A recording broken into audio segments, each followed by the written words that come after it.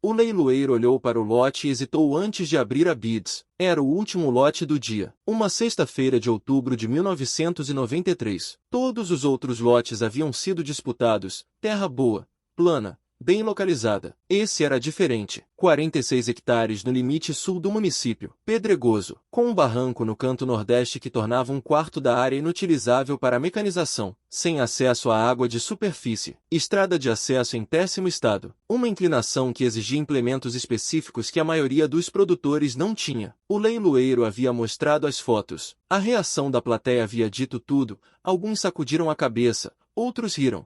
E um fazendeiro veterano havia comentado em voz alta: "Isso aí serve para criar cabra." O lance mínimo era de R$ 32.000, menos de R$ 700 o hectare, quando terra boa na região estava a 2.200. O leiloeiro abriu a bids. Silêncio. Depois, do fundo da sala, uma mão se levantou. O homem se chamava Heraldo Munhoz. Tinha 47 anos, 72 hectares de terra boa do outro lado do município, e uma reputação de ser o produtor mais cauteloso da região. 32.000, disse Heraldo. Nenhum outro lance. Vendido. Heraldo saiu do leilão com 46 hectares que todo mundo havia descartado. Na saída, 2 produtores que o conheciam haviam parado. Heraldo, por que você comprou aquilo? Porque estava barato. Barato por um motivo. Aquela terra não presta. Heraldo havia sorrido. Ainda não presta. Ninguém havia entendido aquelas 2 palavras. 20 anos depois, elas fariam todo o sentido do mundo. Se você quer ouvir histórias de pessoas que compraram o que ninguém queria e terminaram com o que todo mundo desejava, inscreva-se agora nesse canal. Toda semana tem uma história nova. E eu prometo, você não vai se arrepender. Para entender por que Heraldo havia comprado aquela terra, você precisa entender como ele pensava, e o que havia aprendido nos 20 anos anteriores. Heraldo havia nascido em 1946, filho de colonos que haviam chegado ao Paraná em 42. O pai havia comprado terra barata numa região considerada longe demais, difícil demais, sem infraestrutura. Vizinhos haviam dito que era loucura. 30 anos depois, aquela região era uma das mais produtivas do estado. A terra que o pai havia comprado por preço de terra ruim havia se valorizado além do que qualquer um havia imaginado. Heraldo havia aprendido essa lição observando. Terra ruim de hoje pode ser terra boa de amanhã, depende do que muda ao redor dela. Infraestrutura, tecnologia, irrigação, acesso. O que define o valor de uma terra não é apenas o que ela é, mas o que ela pode se tornar. Em outubro de 93, quando havia comprado os 46 hectares pedregosos, havia 3 razões para acreditar no potencial. A primeira, um projeto de asfalto sendo discutido na Câmara havia 2 anos, uma estrada que passaria a menos de 3 quilômetros da propriedade. A segunda, um engenheiro agrônomo havia mencionado, numa palestra em agosto, que novas variedades de soja estavam sendo desenvolvidas para solos com alta pedregosidade, tolerantes a pH baixo e drenagem irregular. A terceira, e mais importante, o barranco no canto nordeste. Todo mundo havia visto o barranco como problema. Heraldo havia visto como potencial, porque o barranco indicava a presença de um aquífero. E aquífero, com a tecnologia certa, significava água. Heraldo não tinha certeza de nada disso. Era cálculo, não certeza. Aposta informada, não garantia. E havia pago exatamente o que a terra valia como terra ruim, sem pagar pelo potencial que enxergava. Esse era o princípio herdado do pai. Compre o que é, não o que pode ser. O que pode ser é lucro. O que é o preço. Nos meses seguintes ao leilão, havia contratado um hidrogeólogo. O levantamento havia custado R$ 2.800 e havia confirmado o que suspeitava. Havia água a 42 metros de profundidade. Um aquífero com capacidade para abastecer pelo menos 80 hectares de irrigação. 46 hectares de terra seca acabavam de se tornar 46 hectares com potencial de irrigação. Mas Heraldo não abriu o poço ainda, porque o asfalto ainda não havia saído. As novas variedades ainda estavam em desenvolvimento. E abrir poço antes de ter as condições certas era gastar dinheiro antes da hora. Voltou para seus 72 hectares bons e esperou. Aqui você precisa entender o que Heraldo estava fazendo naquele período. Porque não era simplesmente esperar passivamente. Era calcular ativamente o que seria necessário para transformar aquela terra, e em que ordem. Mas antes de te contar o que ele fez, você precisa saber o que estava acontecendo com os que haviam rido do lote pedregoso. Em 1995, o asfalto havia saído do papel. Não a 3 quilômetros, a 1 quilômetro e 200 metros, mais próximo do que Heraldo havia calculado. Na cooperativa, Quando souberam do asfalto, ninguém havia pensado na propriedade pedregosa de Heraldo. Mas Heraldo havia pensado. Havia ido visitar a obra em andamento numa tarde de setembro, medido a distância a pé, e voltado satisfeito. Em 1997, a Embrapa havia lançado as novas variedades de soja tolerantes a solos ácidos e pedregosos. Heraldo havia participado de um dia de campo, observado os resultados,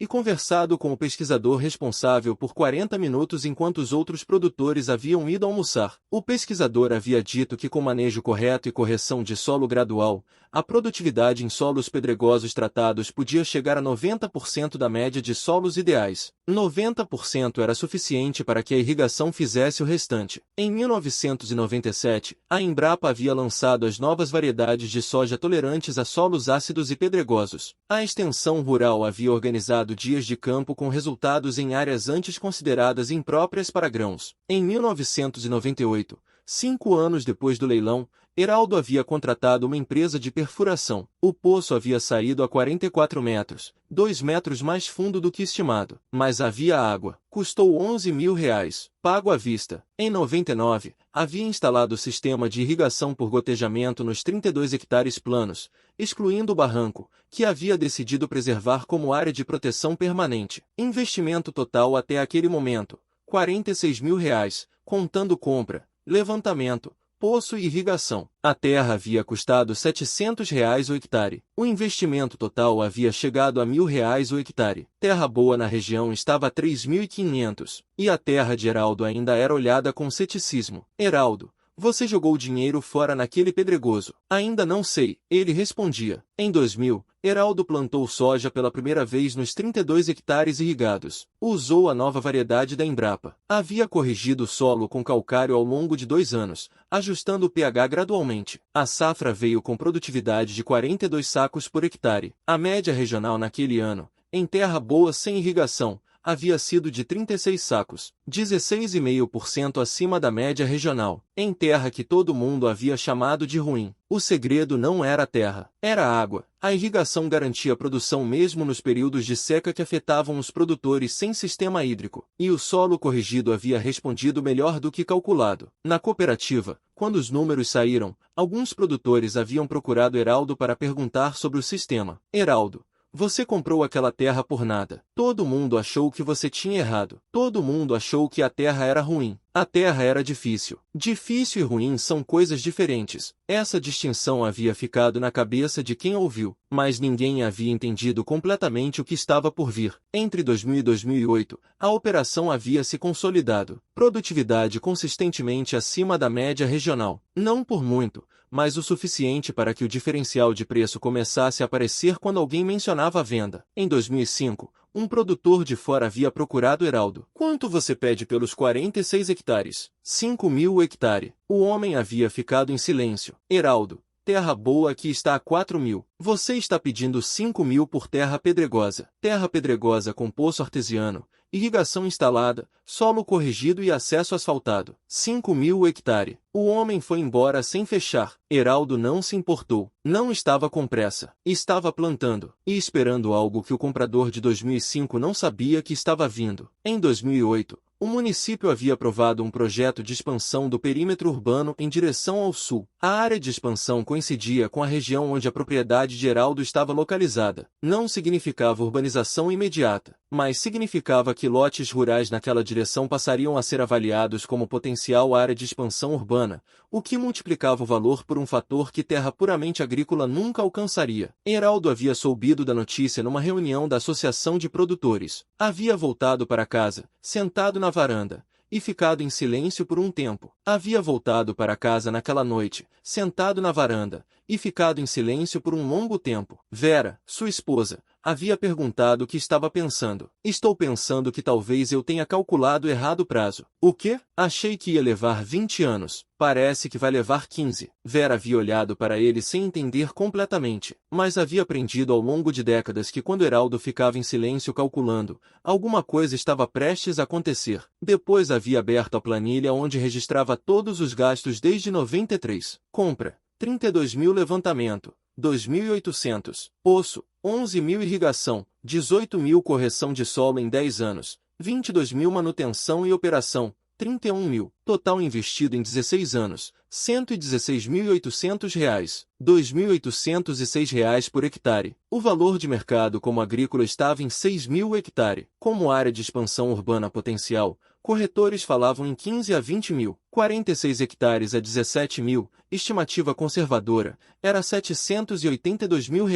Investimento de 116 mil, retorno potencial de 782 mil. Mas Heraldo não vendeu em 2008, porque havia uma coisa que os compradores não sabiam. Em 2007, numa conversa com o secretário de obras do município, havia descoberto que o projeto de expansão incluía a construção de um parque linear ao longo do barranco que ele havia preservado como área de proteção permanente. E parques lineares atraíam desenvolvimento residencial de médio e alto padrão ao redor. O tipo de desenvolvimento que multiplicava o valor dos terrenos adjacentes por fatores que nenhum uso agrícola conseguia igualar. Heraldo havia esperado mais 2 anos. Em 2010, quando o projeto do parque havia sido aprovado em definitivo e as primeiras placas de loteamentos haviam começado a aparecer na região, havia chamado um corretor. Quanto você acha que eu consigo pelos 46 hectares? O corretor havia visitado a propriedade e voltado com um número. Com o parque confirmado e o zoneamento de expansão urbana, a área que faz divisa com o parque vale entre 25 e 30 mil hectares. A área mais distante, entre 15 e 18 mil, média ponderada, uns 22 mil hectares. 46 hectares a 22 mil, 1 milhão e 12 mil reais. A venda havia levado 8 meses para fechar. 3 compradores interessados,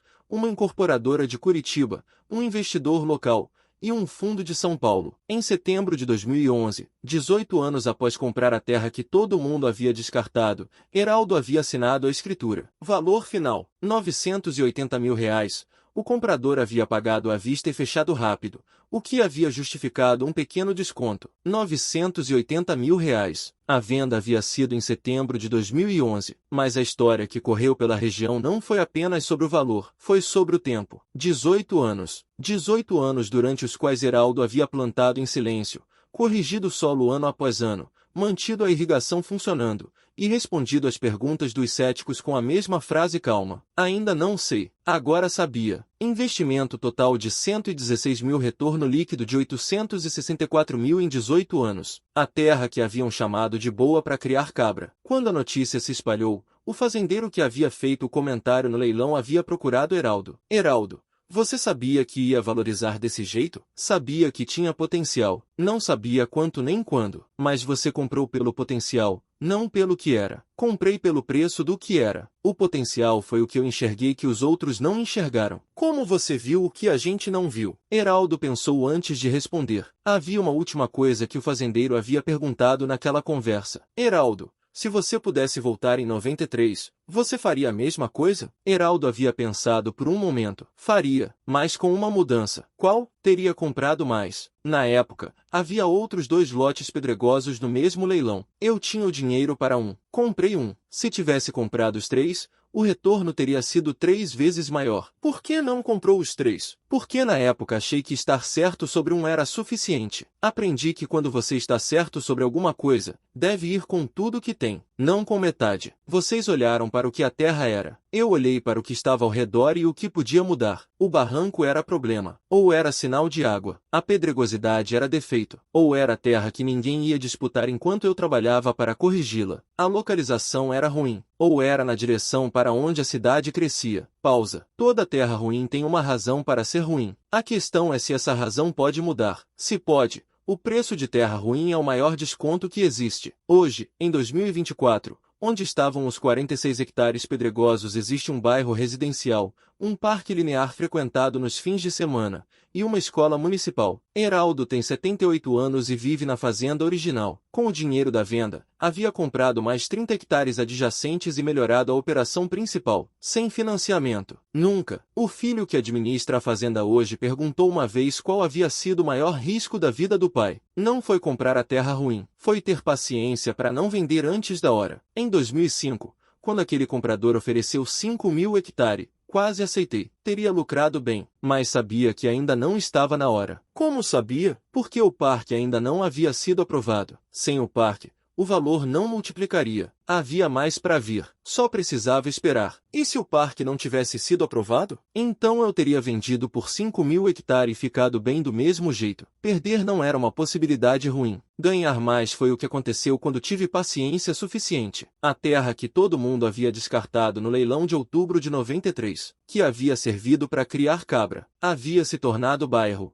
parque e escola. E quem havia comprado pelo preço do que era, enxergando o que podia se tornar, havia saído com quase R$1 milhão de uma terra que havia custado 32 mil. Às vezes a pior terra é a melhor compra. Depende apenas de quem está olhando. Mas havia uma última dimensão dessa história que poucos conheciam. Em 2012, Heraldo havia recebido a ligação de um jovem produtor de 28 anos querendo aprender. Tinham ficado 3 horas conversando na varanda da fazenda. O jovem havia perguntado qual era o ensinamento mais importante. Quando todo mundo quer, o preço já subiu. Quando ninguém quer, ainda está baixo. A questão é ter coragem de comprar o que ninguém quer, e paciência para esperar que o mundo descubra o que você já sabe. Em 2024, esse jovem tem 40 anos e 112 hectares próprios, comprados quando ninguém queria, esperados com paciência. Não é coincidência, é o mesmo princípio, aplicado por outra geração. Se essa história te fez pensar diferente sobre o que parece ruim e o que pode se tornar valioso,